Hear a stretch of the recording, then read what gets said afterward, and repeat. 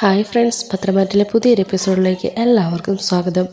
അങ്ങനെ ആദർശ് അനന്തപുരി വിട്ട് പോവാണ്.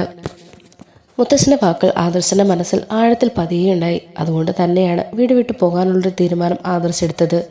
പരാജിതനായി ആദർശ് മുത്തശ്ശൻ്റെ മുമ്പിൽ ഇനി നിൽക്കില്ല എന്നും താൻ പോയിട്ട് തിരിച്ചു വരുന്നത് വിജയിച്ച് തലയുയർത്തിയായിരിക്കുമെന്നും നയനയോട് ആദർശ് പറയുന്നുണ്ട്. മുത്തശ്ശിയും ദേവയാനിയും ഒക്കെ മുത്തശ്ശനോട് ആദർശനോട് പോകണ്ട എന്ന് പറയാനായിട്ട് പറയുന്നുണ്ടെങ്കിലും മുത്തശ്ശൻ അതൊന്നും കേൾക്കുന്നില്ല. പ്രായപൂർത്തിയായ തൻ്റെ മക്കളും കൊച്ചുമക്കളും എടുക്കുന്ന ഒരു തീരുമാനത്തിനും താൻ അത് വേണ്ട എന്ന് പറയില്ല എന്നുള്ള തീരുമാനത്തിലാണ് മുത്തശ്ശൻ. അങ്ങനെ ആദർശ് അനന്തപുരിയോട് യാത്ര പറഞ്ഞ് അവിടെ നിന്ന് പോവുകയാണ്.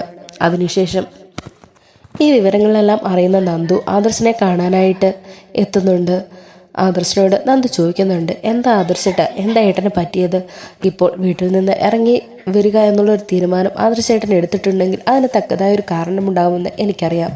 അപ്പോൾ ആദർശ് പറയുന്നുണ്ട്, ഉണ്ട് നന്ദുമോളെ, എനിക്ക് എൻ്റെ നിരപരാധിത്വം തെളിയിക്കണം. ഞാൻ കാരണമല്ല അന്ന് ആ ഡീല് നഷ്ടപ്പെട്ടതെന്ന് എനിക്കറിയണം. ഒരിക്കലും ഞാൻ മനഃപൂർവ്വം അത്രയും സമയം ഉറങ്ങത്തില്ല. ഇന്ന് ഈ നാളെ വരെ എനിക്ക് എത്രയെല്ലാം ക്ഷീണമുണ്ട് എന്ന് പറഞ്ഞാലും ഒരു 7 മണി 6:30 അതിൽ കൂടുതൽ ഞാൻ കിടന്നിട്ടേയില്ല.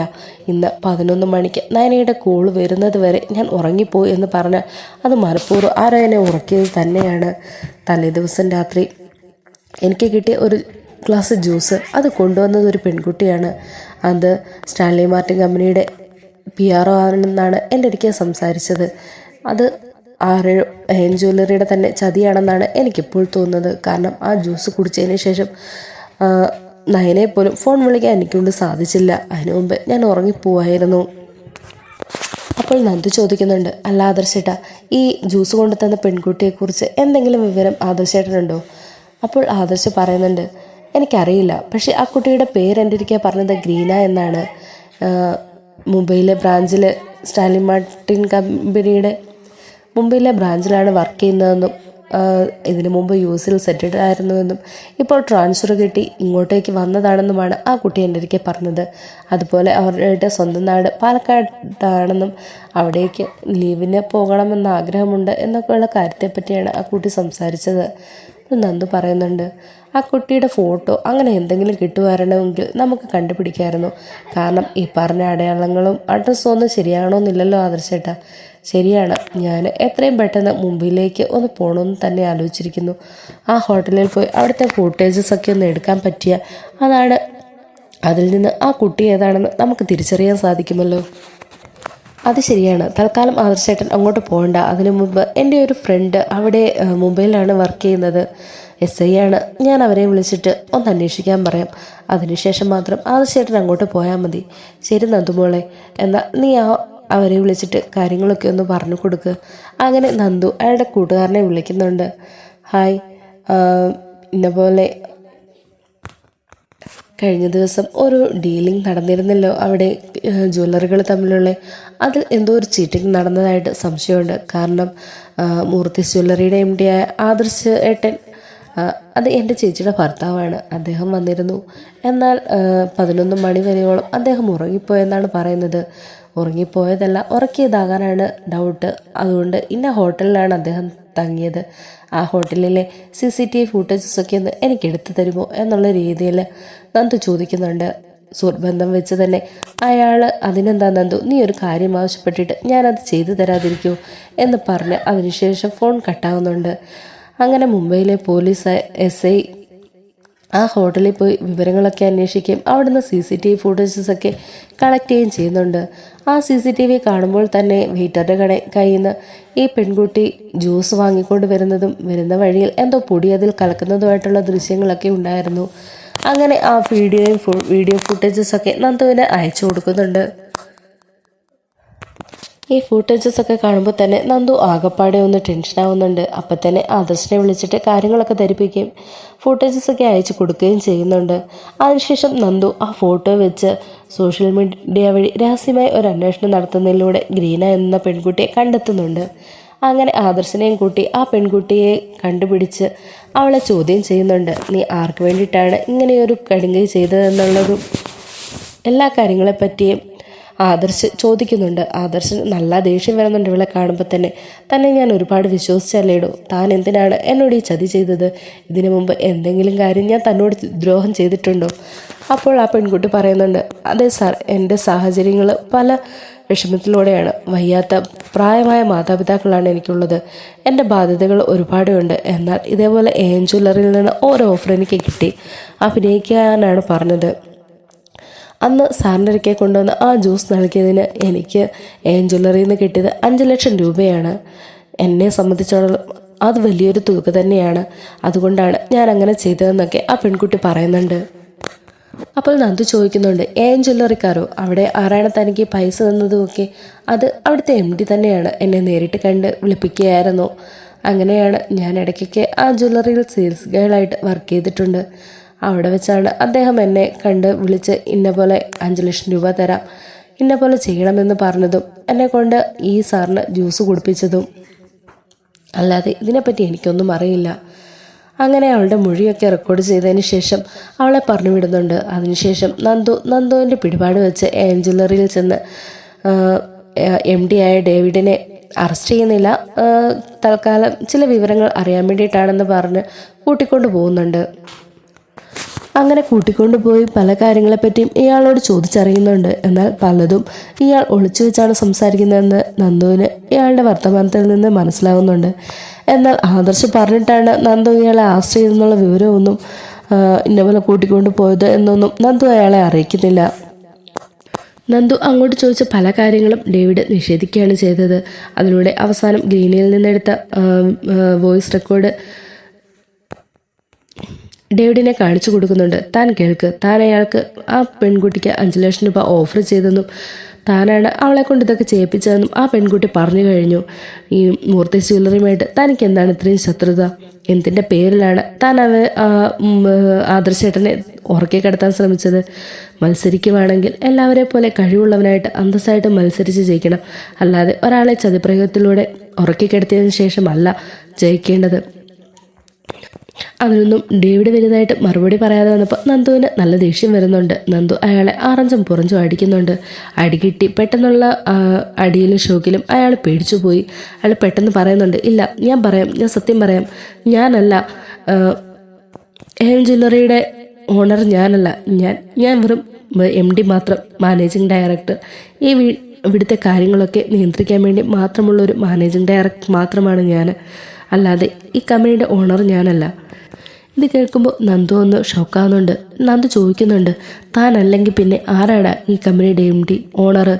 തനിക്ക് അറിയാമെങ്കിൽ സത്യം പറഞ്ഞോണം. ഇങ്ങനെ ഒളിച്ചു കളിക്കാൻ വേണ്ടി അയാൾ ആരാണ്? അപ്പോൾ ഡേവിഡ് പറയുന്നുണ്ട്, അത് പിന്നെ മാഡം നാഗേന്ദ്രനാണ് ഇതിൻ്റെ ഓണർ. തൽക്കാലം കമ്പനിയുടെ ഓണർ താനാണെന്ന് മറ്റാരോടും അറിയിക്കേണ്ട എന്നാണ് അദ്ദേഹം പറഞ്ഞിരുന്നത്. അതുകൊണ്ടാണ് ഞാനാണ് ഇതിൻ്റെ ഓണറെന്നും എല്ലാവരും പറഞ്ഞത് എന്നൊക്കെ ഡേവിഡ് പറയുന്നുണ്ട്. ഇത് കേട്ട് നന്ദു ആകപ്പാടെ ഷോക്കായി ഇറങ്ങുന്നുണ്ട്. അങ്ങനെ അയാളെ പറഞ്ഞു വിട്ടതിന് ശേഷം ആദർശിനെ വിളിച്ചിട്ട് പറയുന്നുണ്ട്, ആദർശേട്ടാ, ഇത് നാഗേന്ദ്രൻ എന്ന് പറയുന്ന ഒരാളാണ് ഈ കമ്പനിയുടെ ഓണർ എന്നാണ് MD പറയുന്നത്. ഇതിലെന്തോ ചുറ്റിക്കളിയുണ്ടല്ലോ. ആദർശേട്ടന് ഈ നാഗേന്ദ്രൻ എന്ന് പറയുന്നയാളെ വല്ല പരിചയമുണ്ടോ? ഇത് ആദർശേട്ടന് മാത്രമായിട്ടുള്ള പണിയല്ല, മൂർത്തി ജ്വല്ലറിക്ക് വേണ്ടി മൊത്തത്തിലുള്ള പണിയാണ്. എങ്ങനെയും മൂർത്തി മുത്തശ്ശനെ തകർക്കുക എന്നുള്ളതാണ് അയാളുടെ ലക്ഷ്യം. ഈ നാഗേന്ദ്രൻ ആരാണെന്ന് ആദർശേട്ടൻ അറിയാൻ വല്ല മാർഗമുണ്ടോ? ആ പേര് കേൾക്കുമ്പോൾ ആദർശ് ഒന്ന് ഞെട്ടുന്നുണ്ട്. നാഗേന്ദ്രൻ, അത് ജലജാപ്പച്ചിയുടെ ഭർത്താവല്ലേ? ആദർശ് പറയുന്നുണ്ട്, നന്ദു, ഇതിൽ വലിയ എന്തോ ചതിയുണ്ട്. അത് അപ്പച്ചിയുടെ ഭർത്താവാണ്. പണ്ടൊരിക്കൽ ജ്വല്ലറിയിൽ എന്തോ തിരിമറി കാണിച്ചു എന്നതിൻ്റെ പേരിൽ മുത്തശ്ശൻ അയാളെ വീട്ടിൽ നിന്ന് ഇറക്കി വിട്ടതാണ്. അപ്പോൾ അയാൾ അതിനുള്ള തിരിച്ചടിയാണ് ഈ നൽകിക്കൊണ്ടിരിക്കുന്നതല്ലേ. മുത്തശ്ശനെ എങ്ങനെയെന്നും തകർക്കുക എന്നുള്ളതായിരിക്കും അവൻ്റെ ലക്ഷ്യം. പിന്നെ ഇതിനകത്ത് എന്തെങ്കിലും പങ്ക് അഭിക്കുണ്ടോ എന്ന് കണ്ടെത്തണം. അതുകൊണ്ട് തൽക്കാലം നമ്മൾ നാഗേന്ദ്രനെ പിടികൂടുന്നതിന് മുമ്പ് അയാൾക്ക് അഭിയുമായിട്ട് എന്തെങ്കിലും ബന്ധമുണ്ടോ, അച്ഛനും മകനും എന്നുള്ള ബന്ധം പുനഃസ്ഥാപിച്ചിട്ടുണ്ടോ എന്നൊക്കെ ഒന്നറിയണം. അതൊക്കെ നന്ദുമോളെ ഒന്ന് ശ്രദ്ധിക്കുകയില്ലേ എന്നിങ്ങനെ ചോദിക്കുന്നുണ്ട്.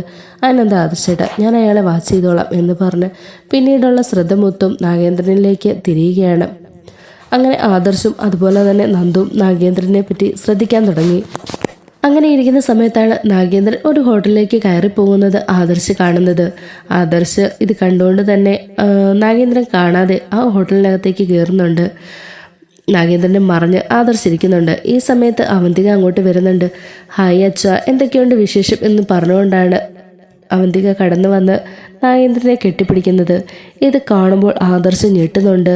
അഭിയെയും ജലജയപ്പച്ചിയും മാത്രം സംശയിച്ചുകൊണ്ടിരുന്ന ആദർശന് അപ്പോഴാണ് മനസ്സിലായത് വീട്ടിൽ നടക്കുന്ന സകല കാര്യങ്ങളും ഈ ജ്വല്ലറിയിൽ എത്തിച്ചു കൊടുത്തുകൊണ്ടിരുന്നത് അവന്തികയാണെന്നുള്ള വിവരം.